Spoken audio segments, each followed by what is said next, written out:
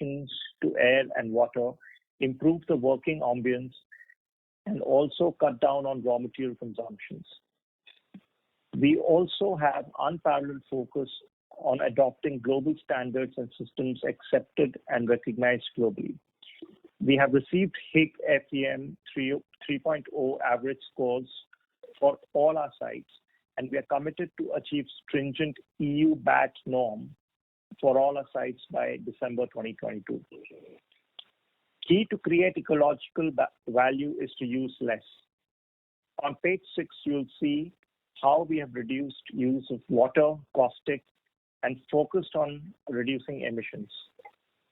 Moving on to the third tenet, which is green ecosystem, it's about making an impact that goes beyond your own operations.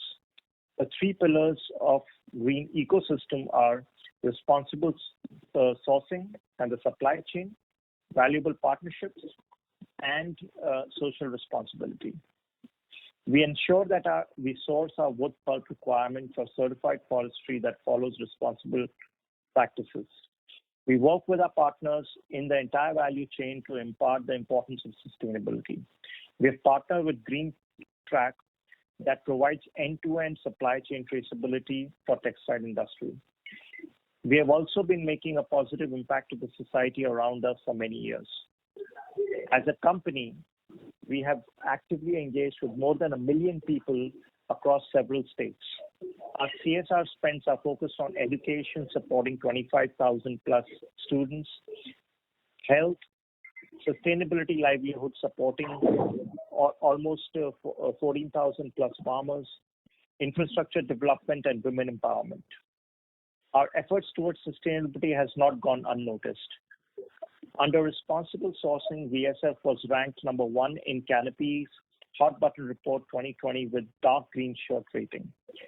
The VSF business received the prestigious Innovation and Sustainable Supply Chain Award from United Nations Global Compact Network India in 2021. The business was given the award for its pioneering innovation relating to recycled and circular fiber made with pre-consumer fabric waste based on in-house technology. Let me now switch to the operational and financial performance of the company. The fertilizer business divestment process is expected to be completed by Q4 FY21 after receipt of NCLT approvals for the scheme of arrangements amongst other pending approvals. The reported financials has already classified it as discontinued operations.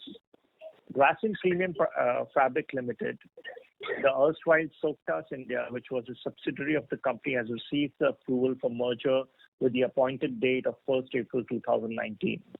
We are yet to file the final order with the ROC, but as substantial steps are already over, the financials of this subsidiary has been incorporated as part of textile segment of the company. In the fourth quarter, all our businesses witnessed all-round improvement in operational performance on back of strong consumer sentiments due to receding COVID cases. The financial performance of VSF Epoxy Textiles was much ahead of expectation in this quarter. The global textile fiber demand witnessed a sharp recovery in second half, led by spurt in consumer demand and restocking of the dried supply pipeline. The growing consumer preference for comfortable, casual, and value for money clothing has spurred demand for cellulosic fiber, and VSF has been key beneficiary of this shift. In India, VSF plants operated at full capacity for 2 successive quarters. The domestic demand grew by 9% YOY in Q4.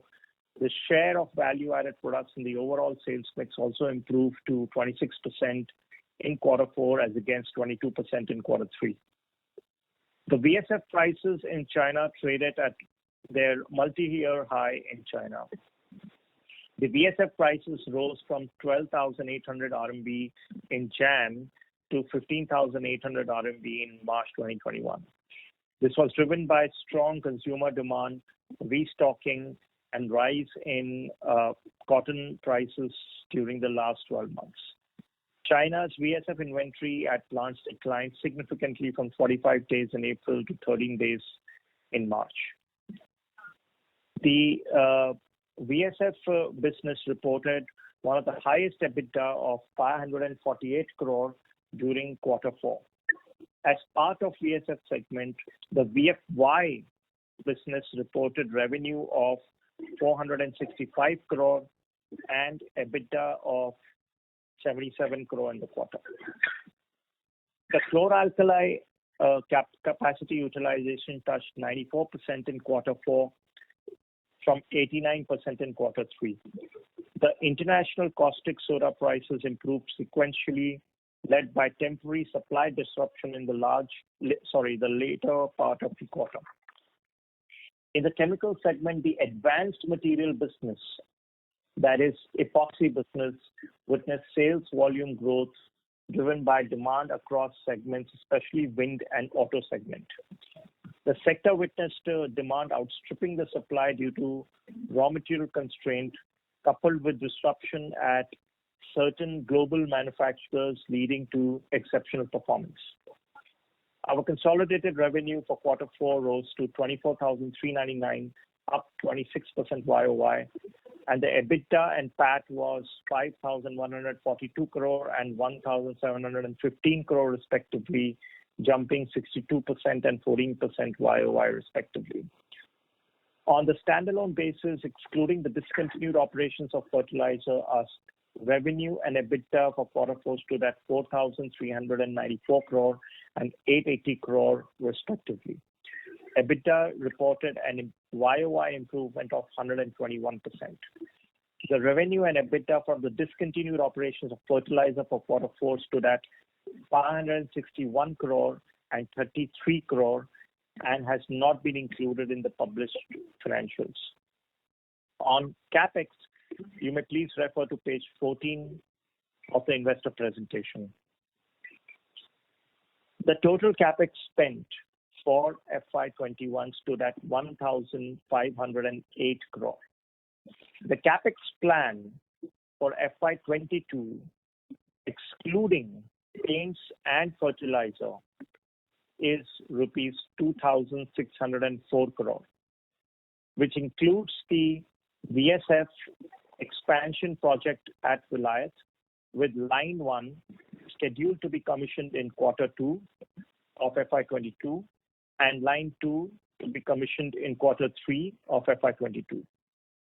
The other CapEx includes Grasim's plans to invest towards increasing its advanced material, i.e. epoxy business capacity by 125 KTPA. This would be done through a brownfield expansion at the existing location at Vilayat, Gujarat. This will include standard and specialty epoxy products along with curing agents.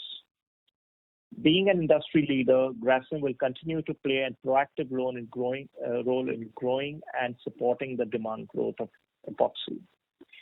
In the chlor-alkali business, Grasim plans to invest in 200 TPD caustic brownfield expansion at Vilayat. This would take the total capacity to 1400 TPD at its Vilayat site and will primarily meet the customer's requirement in the country's western region, including the requirement of VSF business, which will also be commissioning its expanded capacity. The expansion will be commissioned in 24 months post receipt of statutory clearances and approval. The expansion of chemicals VAP, which is in various different VAPs, will improve the overall chlorine integration to about 40% by FY25. This is excluding what we plan to sell to our customers through pipelines. We have successfully commissioned 182 megawatt of new capacity in our solar business during FY21, taking the total capacity of solar to 502 megawatt. I would like to remind you that the solar business is in our subsidiary. It's not a division, so it's not included in the capex slide that you're seeing. It's a subsidiary, so it's separately captured. In next 2 years, we are scheduled to add another 343 megawatt of new capacities. Our balance sheet has stayed strong despite headwinds in half one. At the end of the year, the consolidated net debt stands reduced to rupees 8,831, a 58% reduction from March 20 levels. At standalone level, the net debt reduced from 2,999 crore in March 20, which included the debt of erstwhile Softas, which has got merged now, to only 914 crore in March 21. Based on our performance and comfortable liquidity position, the board of directors of Grasim has recommended a dividend of rupees 5 per share for the year ended 31st March 2021. And in addition to that, a special dividend of rupees 4 per share, taking the total dividend to rupees 9 per share. The total outflow on account of the dividend would be 592 crore. In terms of outlook, we expect the second wave of COVID to impact the operational and financial performance during the lockdown due to the demand slowdown. But we expect the recovery to happen as smart as last year after the lockdown is over. With our inherent financial strength, operational excellence, and diverse product portfolio of cement, financial services, viscose, and chemicals, we've always demonstrated the ability to be resilient and rebound quickly. So now I would like to hand it back to the operator for Q&A. Thank you very much. Ladies and gentlemen, we will now begin the session. Anyone who wishes to ask a question may press star and 1 on the touchtone telephone. If you wish to remove yourself from the question queue, you may press star and 2. Participants are requested to use handset while asking a question. Ladies and gentlemen, we will wait for a moment while the question queue assembles.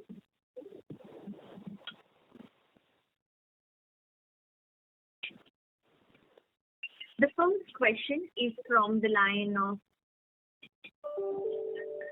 Priyant Mahajan from Kotak. Please go ahead. Yeah, hi, this is Sumangal Nevatia from Kotak. Thanks for the opportunity and congratulations on a good set of numbers. First question is with respect to the VSF business. A very strong recovery, but starting April, we are seeing some softness in prices and also cost is expected to catch up as far as pulp is concerned. So is it possible to share some color both on prices and cost in 1Q21? How is it moving? And also, I mean, what is the recent volume trends given the recent lockdown and restrictions in the country? Thanks.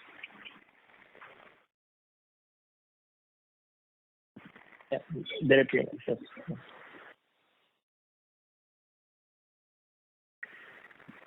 Dilip, you're there. Yeah, no, I couldn't share the question properly. It is about Q4. No, so Dilip, the question is regarding the second wave of COVID, how it has impacted price, volume, both price and volume, yes. And something about pulp you wanted to know, right? And yeah, and the pulp price because the cost is going up. Yes, sorry. If you look at the quarter four, and as we were during the quarter four, the demand was very strong. I think India witnessed the highest ever consumption of viscose per day in the March quarter. And until the lockdown was imposed, the going was pretty strong in the Indian market. The prices also, global prices have been at the peak in the quarter four, but those prices were exceptionally high because of there was underlying demand, but there was a lot of restocking happening. So we expected some rebalancing of the prices to happen. So to that extent, yes, there was some moderation in the prices, but still the VSF prices remained quite attractive as the quarter ended. With the lockdown, because as you know, a typical textile from fiber to garment at least moves across 4 to 5 states. So whenever there is a lockdown, the entire value chain gets stalled. So to that extent, there has been a demand bump, and I think that the domestic demand has come down significantly because of the lockdown, and particularly in South, where Tamil Nadu is hit very badly. And the April demand loss was about 25%, maybe even higher. So what we are doing, but the underlying sentiment remains very strong. So when you talk to the value chain, we believe that the day lockdown is lifted, there will be a lot of pent-up demand. So they pick up very fast. The good news is the global markets continue to remain very strong. People who have the export businesses are doing exceedingly well. So the export businesses are going full throttle. And I think the U.S. economy is doing well. The U.S. retail sales have done very well. European sales are doing well. So to my mind, I think once the road bump of lockdown gets over, the demand will come back to its healthy levels. Yes, like all commodities, the pulp prices also have run up, but there's no overdue. Because the pulp has run up with a lag of VSF. Because VSF has already, if you look at the VSF prices, they've gone up by 54% YOY. So pulp is not catching up. In our case, the advantage is that if you recall, last year when the pulp prices were falling, because our pricing is 1 quarter behind, we are always losing. But today, we'll at least for 2 quarters we get the benefits. Our conversion cost of pulp is not going as fast as the market price is going up. So to that extent, there is an advantage our business has. Yeah. Does that answer your question? Yes, Philip, that covers it well. I think one more point, what has happened is that, of course, the spread of VSF over pulp has gone up significantly, and it is gone beyond even FY19 levels, which will normalize with the pulp prices also catching up. Okay. So can I? Is it fair to conclude that fourth quarter we've hit the peak in terms of profitability, so in terms of margin, given the benefit of lead in VSF prices versus pulp? Is that a fair assessment? I couldn't hear. Can you repeat your question? No. The line is a little bad here. Yeah, no, I think Dilip, what Sumangal is asking is that, is it fair to conclude that quarter 4 was the peak for viscose? Yes, obviously, because you see, it was not only the demand growth, there was restocking happening. So it was a multi-year peak. Yes, absolutely. Understood. Second question is with respect to the capex. So Ashish, last year fourth quarter outstanding capex was somewhere around 5,000 crores. This year we spent 1,500 and the plan is another 2,500 odd in FY22. So from our design capex, around 1,000 odd crores is still pending, which would be spent in the following year. Is that the right understanding of our capex plan? No. So Sumangal, I don't think you should read it that way. I think earlier we used to give the sanctioned amount, right, which was more of an outstanding capex, and then we used to show year-wise breakup. Okay, I think to give better guidance to the market, because it was very difficult to give outlook of 2 years down the line what the capex would be. To give a better outlook, now we are giving 1 year outlook of capex, which is other than for paints, it is and fertilizer, it is 2,600 crores. So that's how you should be reading the chart. Don't calculate the balance amount and assume that would be the future amount.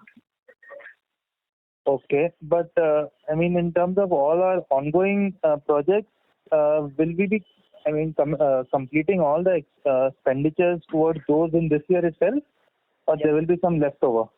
No, so VSF 600 TPD, what I talked about, the 2 lines in Vilayat will complete in quarter 2, quarter 3. The chlor-alkali capacity expansion, which is ongoing in Vilayat, the current ongoing in Vilayat and Rehla, these two, and Balbhadrapuram. There has been some delay in these capacities to come because of the COVID. Okay, so the local situation in, for example, Balbhadrapuram is not good. So therefore, we are having to push out the capex commissioning. So there is some delay out there. In terms of Vilayat, new 200 TPD, we are giving a guidance of 24 months after receiving the statutory approvals. So these are the broad timelines of the current plan that I talked about. Jayant, is there anything that you would like to add in that? Please feel free. The only thing I would add over here, Sumangal, is like our chloromethane. That will come up in Vilayat again, early H2. So Kerala will come in early H2, BB phase 1 will come in early H2, and as the 200 fresh expansion, that will take another 24 months. So we have a fairly large set of projects which are going to be coming up in the chlor-alkali business this year, starting H2 early till the end of the year getting commissioned. Understood. Thanks for these details. Just one small clarification. So the capex slide mentions X of paint. So does it mean that this year there will not be any start of capex in the paint business, or we are still very early to share details on that business? Yeah, it's the latter. So there will be capex in paints business. But, as you know that it's only about 3-4 months back that we discussed about and entering into paints business. So we are still formulating our strategy and capex plan as we're going along. We're looking at land acquisition, etc., for the locations of our plant. So right now it's too early to say what the capex guidance for the year would be. So therefore, we are just maintaining the earlier guidance that was given right now, which is 5,000 crore over 3 years of capex. And as we get more clarity, we will feed that to our investors. Got it. Thank you so much, and all the best. Thank you. Thank you. The next question is from the line of Nirav Jimodia from Anvil Research. Please go ahead. Good afternoon, sir. Sir, I have two questions. So one is on VSF and then on chemicals. So first on VSF. Sir, VSF prices, like in the presentation you have shown that it has moved up from, the grey VSF prices have moved from almost $1.2 a kilo to almost now $2.2 a kilo. So how does the premium moves for the value-added or the specialty VSF? Because if I recall it correctly, in Q2 conference call, you have mentioned that premium for Modal XL is generally $1 premium to the grey VSF prices. So let's say grey VSF prices were $1.2 in Q2 and now at $2. So how does the premium moves for the specialty? Because what I find from the numbers is I think the value-added premiums have slightly shrunk as compared to what we were earlier doing. So let's say in H1FY21. So if you can give us some sort of explanation here.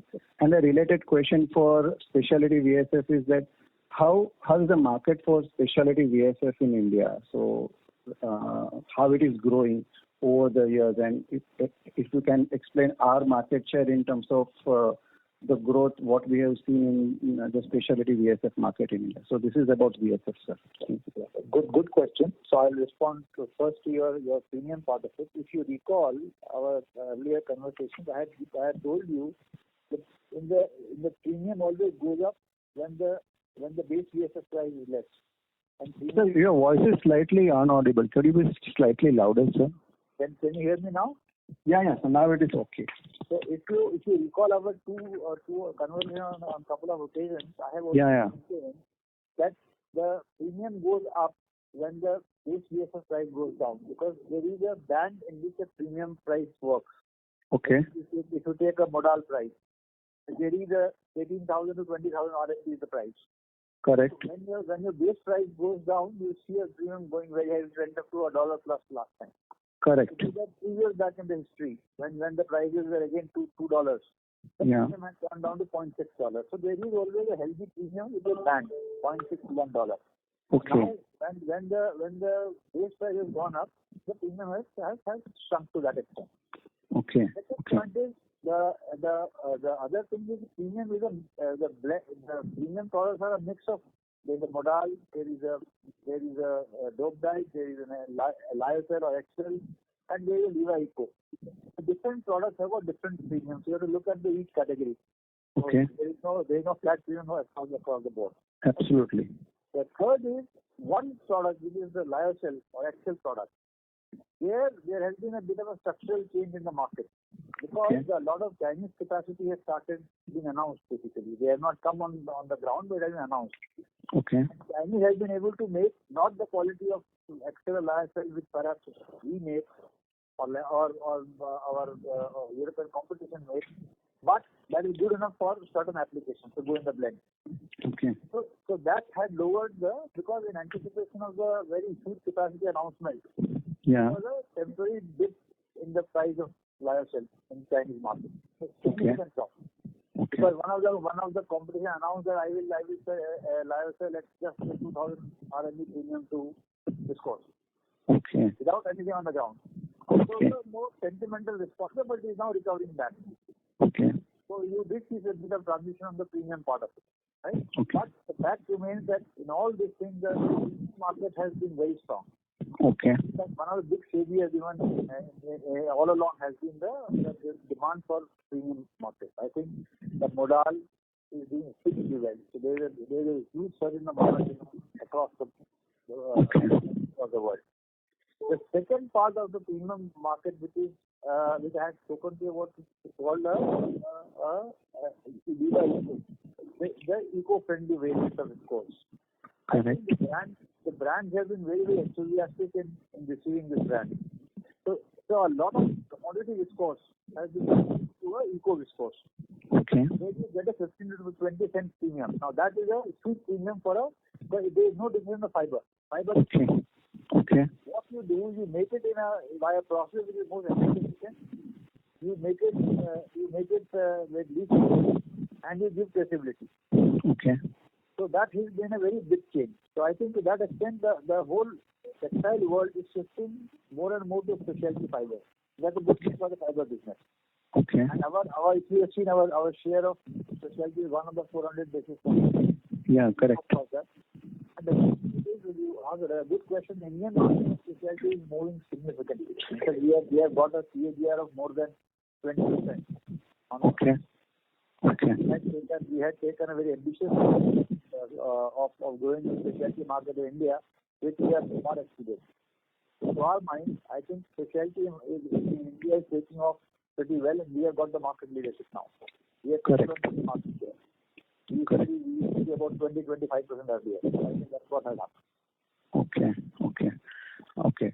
So, sir, the second question is on the chemical side. So, like, if I see your quarter-on-quarter EBITDA, I think it has not moved up much. So, one of the statement in the presentation is that caustic has seen some cost pressures, probably.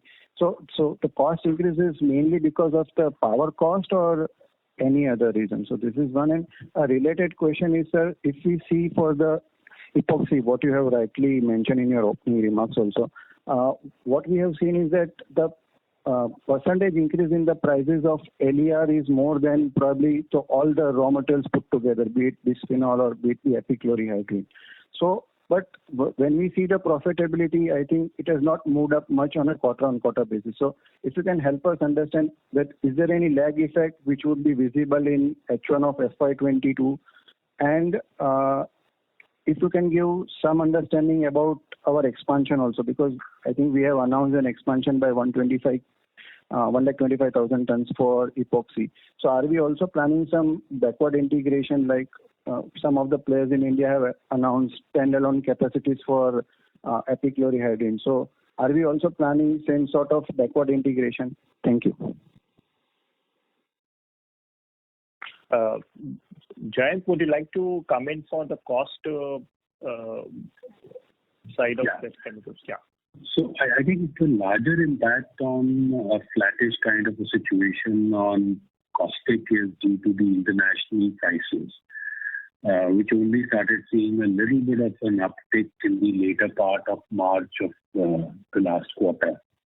While on the commodity side, I think each one of us knows that the prices did go up.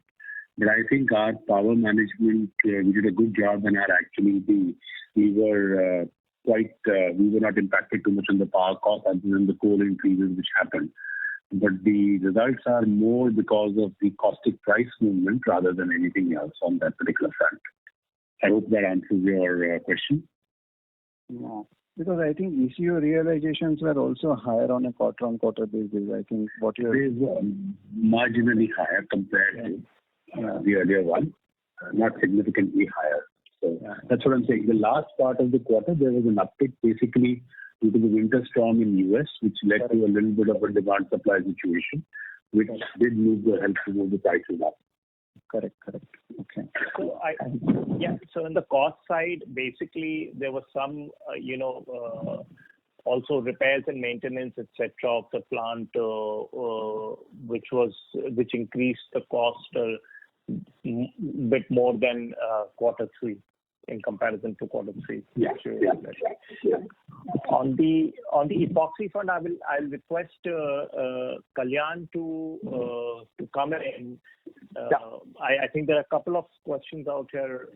Epoxy. One is on the prices increase in realization had increased quite a bit, but according to Viral, the margin is not reflective of that. Is it because of the cost increase? Yeah. So I'll take that, Ashish. Please go ahead.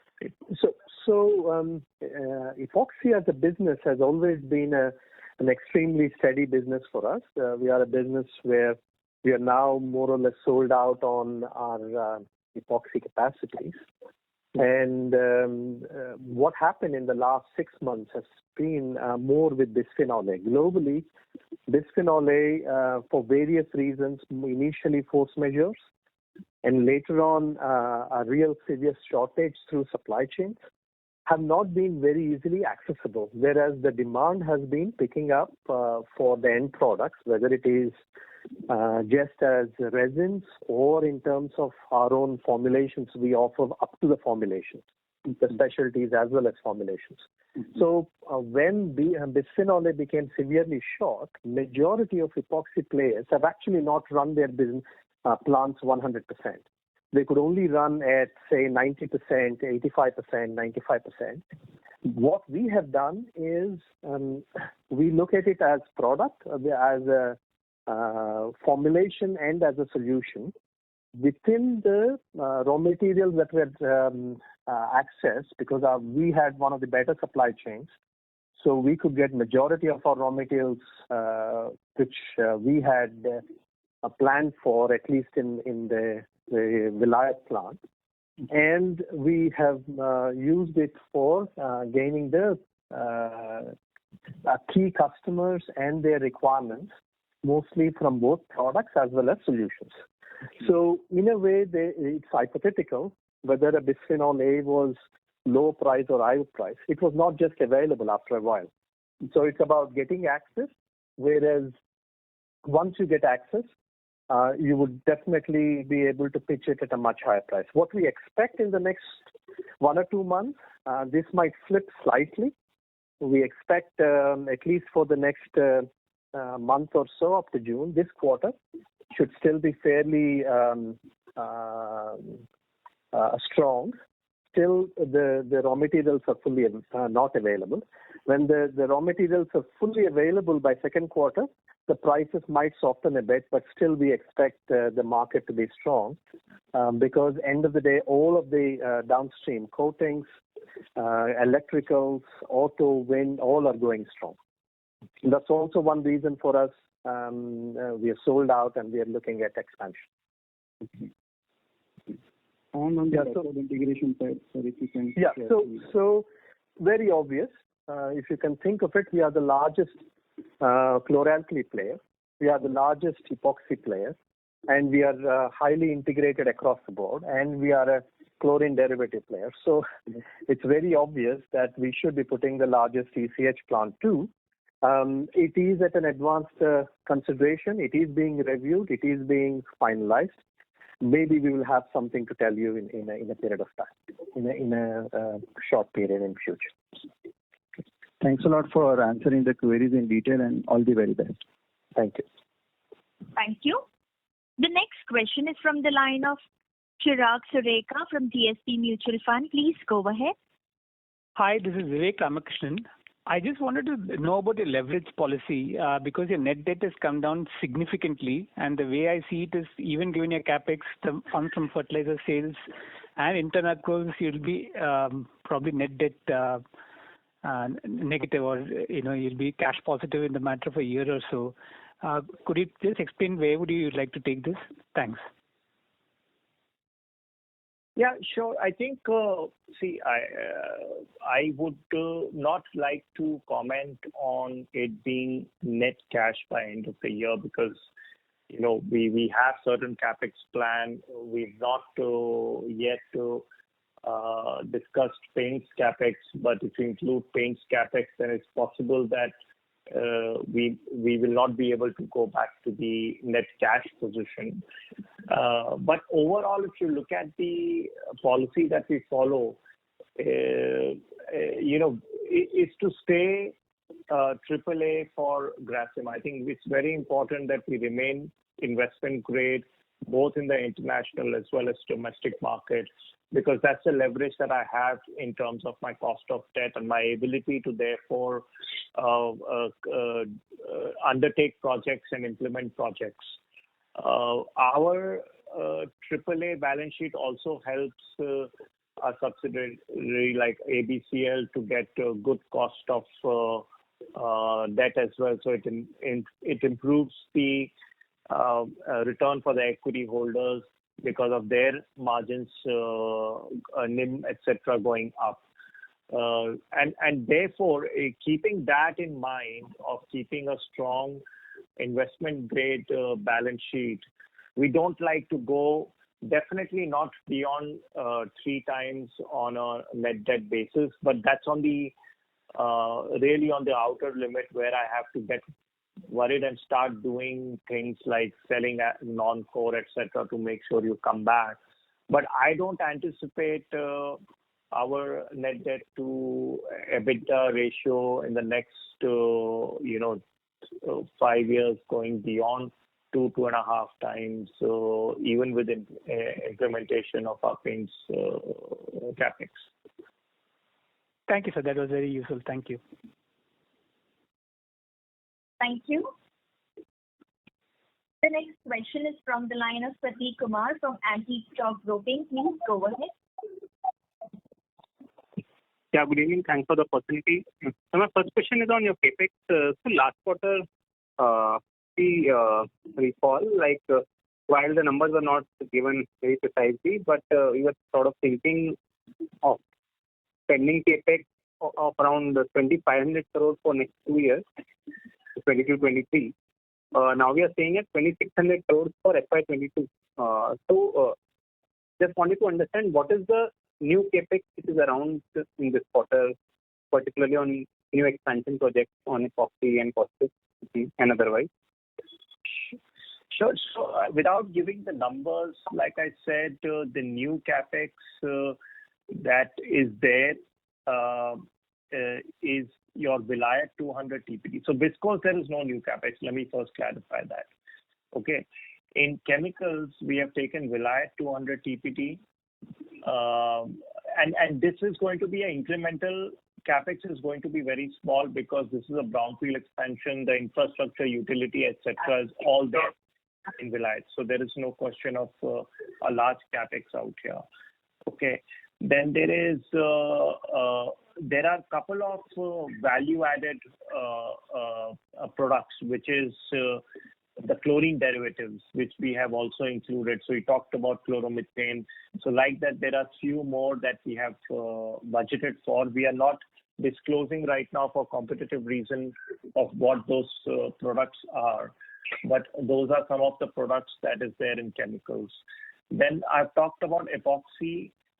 Epoxy, while it is not a very large capex, but amongst the capex between chemicals and others, other than VSF, which is pending, that is probably one of the larger capex that is there for epoxy. And other than that, in VFY, we are considering, and right now we've budgeted for a small CSY expansion. So you have 3 products out there: PSY, CSY, and SSY. And CSY and SSY are much better contribution products in comparison to PSY. So over a period of time, we want to make the VFY product mix more oriented to the high margin products. So that's why the whole idea is to put up some capacity in CSY. So that's broadly what the overall plan in capex is. Sure. And the cost expansion, if you are looking to go to 1457 KTPA earlier, so that completes by earlier we were looking at 1222. Now that completes by when? So voice was not very clear, so I missed what you asked. The style caustic expansion where we were looking to have a caustic capacity to 1457 KTPA. Yes. That was expected by 1Q22. Now, when do we expect that capacity? Yeah, sure. Thanks. So that capacity, like Jayant mentioned, is likely to come in second half, in the early second half. So there is it was supposed to have come in Q1, Q2, but it's got delayed to second half because of COVID. And what you see out there in the chart is additional 200 TPD, which I was so another 73 KTPA, which will take 24 months.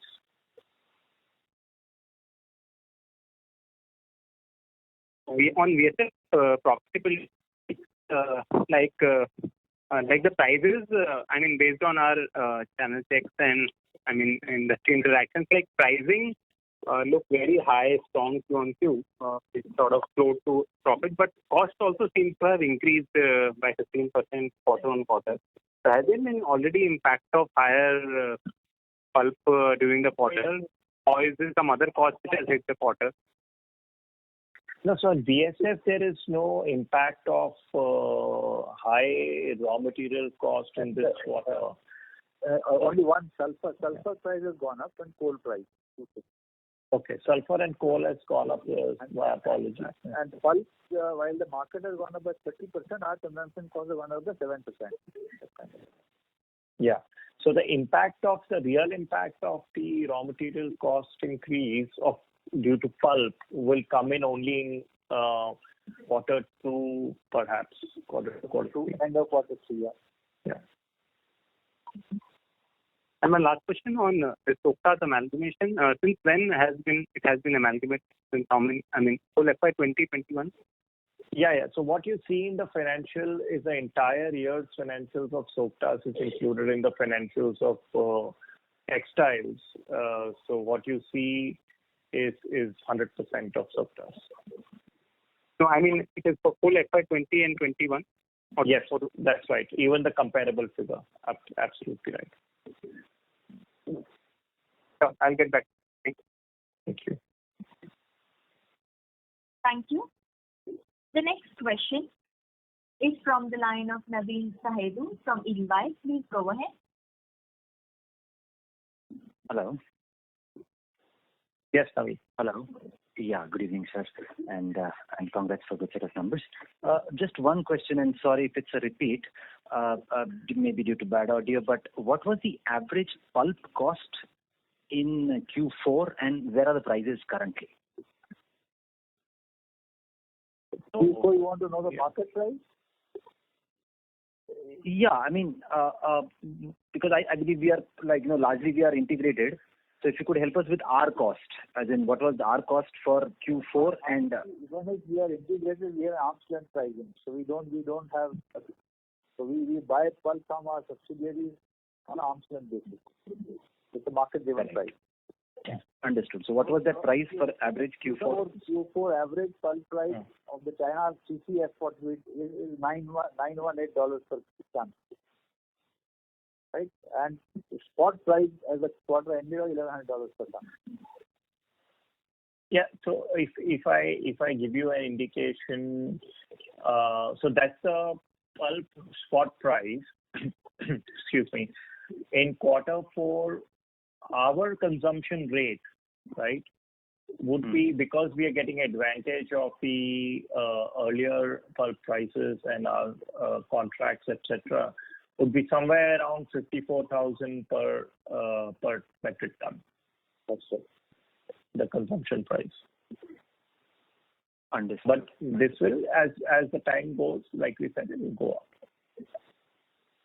Correct. So both from a pricing point of view, because there is some cool off that has happened to the VSF prices also. I mean, though your presentation says that March prices are 13%, March exit prices are 13% higher over Q4, but thereafter, clearly there is some easing off that has happened, if not more, at least 1,000 RMB to the China prices, and cost is also going up. So fair to assume that there can be a decent sort of a margin pressure in the coming 1 to 2 quarters, right? The other way to look at it is the Q4 was exceptional margin quarter. It was not a normal margin. Normally you see a good VSF business has a VSF to pulp delta of 0.9. And that delta went up to almost 1.3, 1.4 in Q4. So that was an abnormal quarter. So I think what we compared to is a healthy margin quarter.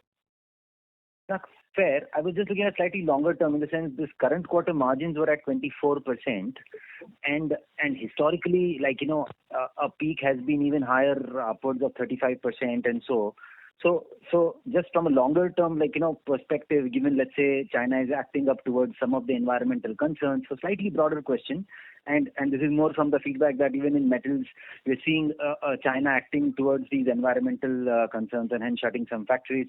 So is there anything that is happening on VSF front from a broader perspective which can see that margins can or prices can see uptick, or this is what the range bound it is? There are two things in VSF what is happening. The biggest question mark is the cotton. China makes cotton in Xinjiang region, which 85% of China's cotton comes from there. And that cotton has been banned by the US and European brands because of the human rights violations, and major sanctions are there. Now, if that happens, it will be happening already, and that's why there could be a run-up in the cotton prices. And the moment cotton prices go up, of course, gets the benefit. So one of the big upsides is what happens to Indian cotton issue with the China. Because there is no way China can substitute the Indian production if they have to win the export market. If they don't do it, then the market gets vacated and people benefit because of that. So either way, it should help the business. But that's the upside. Now it's a way to see how it unfolds. We can't predict how it will unfold. A fair point. Right. Thank you. Because cotton prices have gone up despite the fact that people thought it might come down. So today cotton prices are pretty high. Both the cotton yarn prices as also the cotton itself. And the export of cotton is going to happen in a big way into China. So that's the concept. Okay. Thank you. Thank you. The next question is from the line of Prateek Kumar from Antique Stock Broking. Please go ahead. So thanks for the opportunity again. Given the very strong exit of caustic chlor-alkali prices for March quarter, so our margins can be sort of quite different in Q1, let's say for 22, or they should be range bound here as well because of higher cost? Would you like to take? No, so I think, it's difficult to give us guidance for Q1. We had a very strong margins in caustic segment also in FY19 and like till FY20 also first half. Then it started to fall in line with industry, I guess. But with now the improving prices, I'm not sure if they're sustainable. But should we see margins of chemical segment improving going forward? Yeah, so maybe I'll take that, Ashish. Yeah, please go ahead. Yes. Yeah. No, so I think the assumption very clearly, even in terms of our aspiration for this year, has been that it should be at least equal or higher than the previous year. And hence, we are expecting or we are hopeful of it. 2 or 3 things which are concerning us. Number one, in the first quarter, because of the second wave, we have some difficulty in certain segments for at least 6 weeks. The second concern we have is we were expecting certain projects to take off by end of first quarter, early second quarter, and then that's coming towards the later part of the year, the second half, as Ashish mentioned. So both will have a slight impact on the overall year ahead.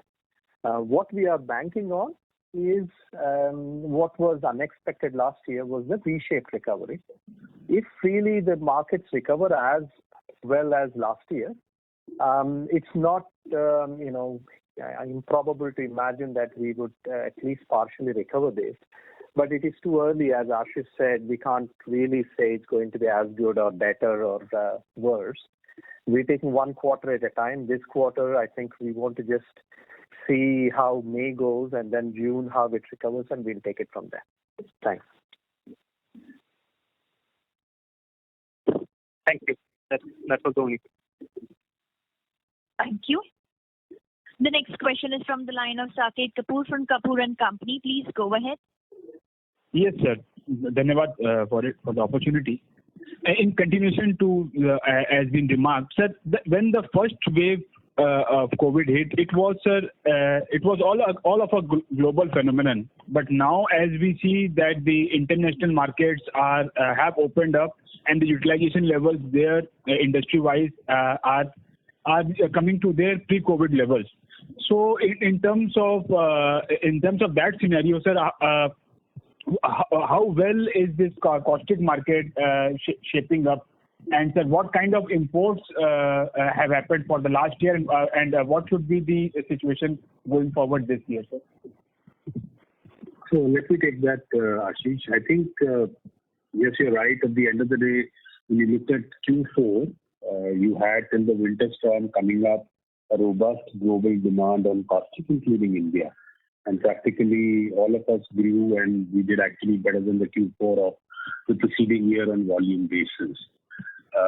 At this point of time, I think caustic demand is actually linked with chlorine demand. And chlorine demand is largely globally linked with the vinyl demand, which is doing very well. Whereas vinyl production or PVC production in India is not there, and that's why the impact is significant over here. Plus, it's a localized wave 2 that is impacting the situation currently. But even like last year, it took us about, if you looked at it from the removal of lockdowns to getting back to peak, it took about 60 days, and the entire industry was up and running in late 80s as capacity utilization. And that is what I think Ashish and Kalyan have been alluding to, that if the situation changes, it will change very fast because the inherent underlying demand continues to be there. And globally, we also expect that the demand will be robust. As regarding imports, I think the entire supply chain globally was disrupted. So we did see a marginally about 10-15% less import compared to last year. But that is also because the Q1 literally was a washout for the whole industry as the large capacities were not up and running. We expect the imports to continue at the same pace as they were last year in the current scenario, and largely to the eastern and the western part of the country, which is coming from your Japan side or Southeast or Northeast Asia. So not too much expected on the import side. It will continue to be at the same pace as about 3.5 lakh tons annually, which came in earlier, will come in now. And sir, on the anti-dumping front, sir, something was initiated earlier, a few months ago. So what is the update on that? So the update is, I think with the entire COVID situation, the investigation pace has slowed down. We've had a couple of meetings with the body, but I think till the investigation is not over, we will not be able to comment.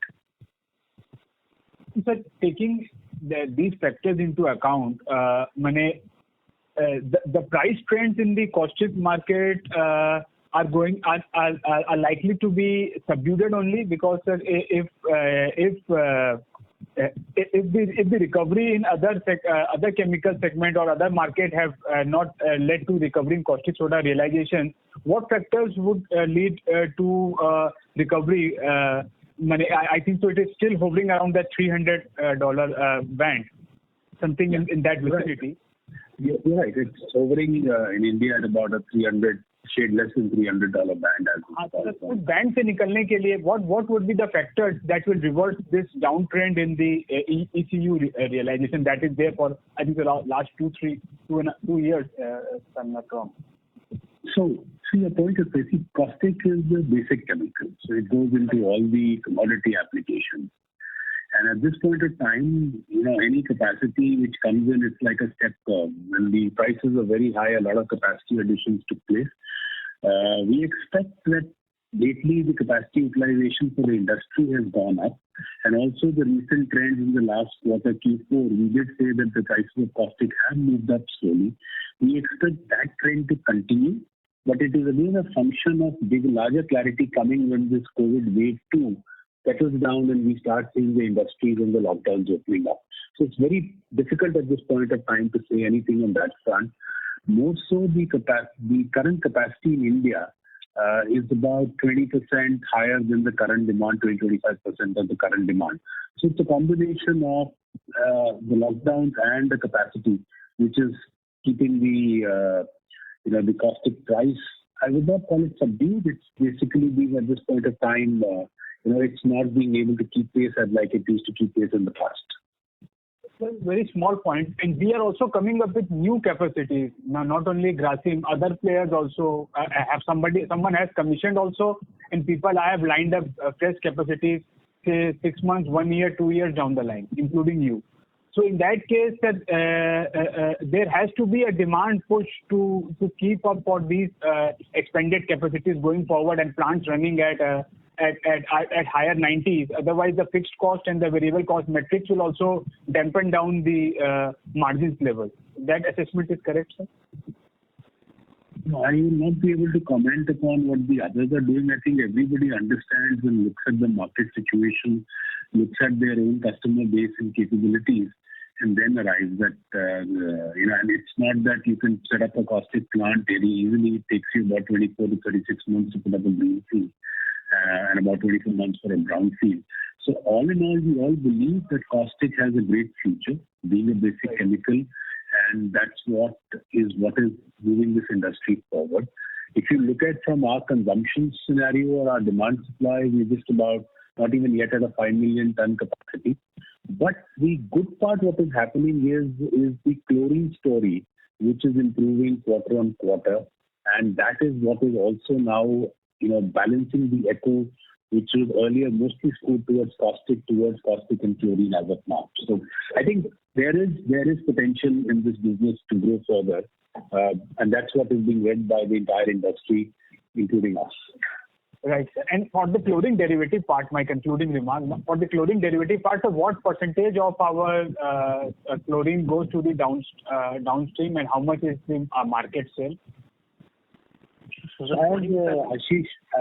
Ashish put it, I think we gave a figure. There are two parts we look at chlorine. One is the entire VAP story, which by 2025 we will be at 40%. And then there is a pipeline by which goes to industries along with us or our ancillaries or what we would call it. If I would take it by 2025, we will be somewhere around 65-ish odd percent, 60-65%, which will be consumed by this particular mode. And the balance will go to the market. Yeah. Right. So for just to repeat, 40% VAP, another 25 would be pipeline, and the balance would be merchant sale. That is for 2025, sir. I'm asking for currently. I'm asking for currently. Yeah. So currently about 27% is VAP. 27 plus pipeline takes it to about 40%, and the balance 40-45%, 50-55 goes to the market as things. Right. And so one of your competitors are developing a product, hydrogen hydrate. They are coming up with a capacity, and as per their presentation and all, they will be the only player in the country. So have we looked into this product also, and the demand scenario? What are the metrics in it? Is it a chlorine derivative? So like we've been saying quite earlier, because of competitive reasons, we don't want to get into a discussion what we are analyzing and studying. But let me assure you on one part, there are multiple products that we are analyzing, studying, and looking at. And at the appropriate time when we reach the comfort level is when we will get into announcements. Just to add a couple of points. I'm so sorry to interrupt. May I please? Sir is only answering. Yes, ma'am. Sir is only answering me. I have concluded. Just please allow sir to conclude. Yes, sir. Please conclude. I said what I had to say. That it was interrupted. Yeah. Hello. Yeah. No, so I can add one last point. I think. Please. First of all, globally there are no new chloralkali investments. They are just getting relocated. You might have heard there's been closures in US and elsewhere. Each of the players and in different countries are making choices. So there is a huge amount of relocation going on from west to east. So globally, as the demand is going up globally, the new investments are not actually coming globally. They are only getting relocated. India is actually seeing a growth. Second, I think we don't invest on a next 2-year basis. We invest it based on next 30 years basis. And we see, as Jen said, a very, very strong growth option there. And we'll continue that. And the last one is we'll fundamentally see, unlike in the last 10 years, we'll fundamentally see chlorine being making a lot more leading product compared to caustic in future, just like what happens globally. We will see more of that and more of chlorine derivatives and chlorine pricing, which is going to determine the equal levels in future than before. So we have seen all types of products. Again, when we look at derivatives, we look at derivatives where how much of chlorine intensity is going into these products. As Jen said, I think we are doing a lot of calculation, but our scale is very large, unlike other competitors.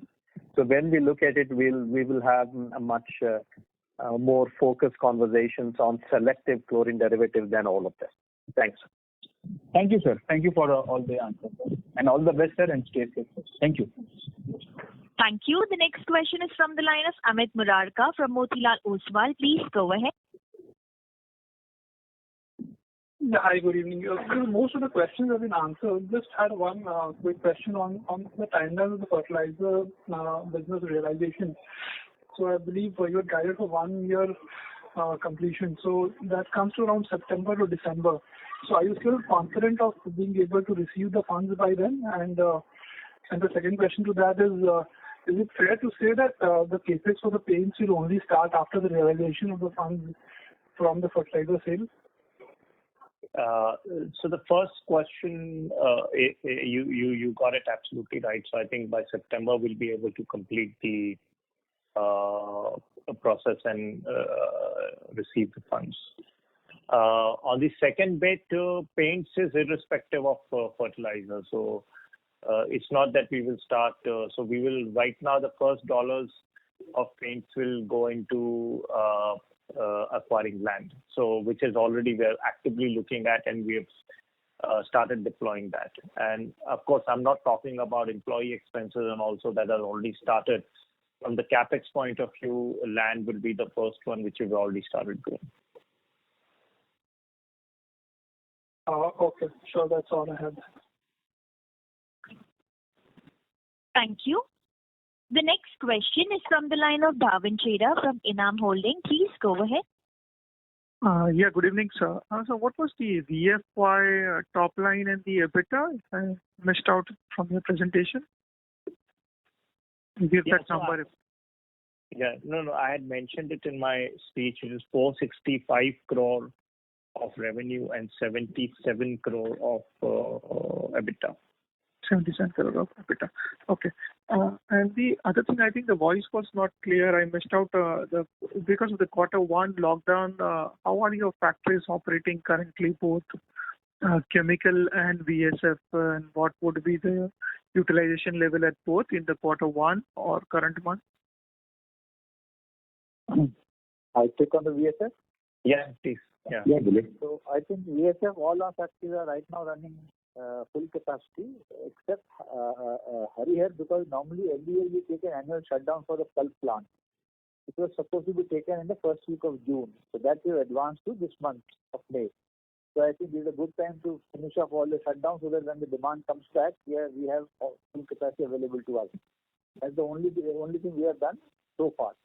Let's see how the lockdown continues, and then we'll review the news once again. One more thing we have done is, like last year we did, as the lockdown happens, we focus more on exports. So there is a lot of exports we are doing from the Indian market right now, so that our plants remain fully utilized.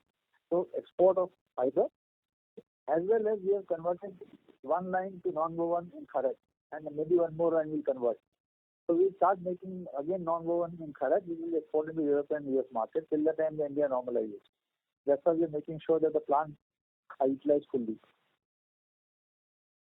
Okay, thank you, sir. Thank you. The next question is from the line of Nirav Jamodia from Anvil Research. Please go ahead. Thanks for the opportunity again, sir. So continuing with the earlier question, so like you mentioned that we are going for more of the exports of the specialty VSF, what you mentioned about non-woven. So sir, it is safe to assume that we are selling more of modal and excel in the domestic market, and dyed and other value-added products are exported. So the mix looks like more of modal and excel is sold here domestically. So the realizations are higher in the domestic market as compared to that of the export market for the specialty VSF, sir.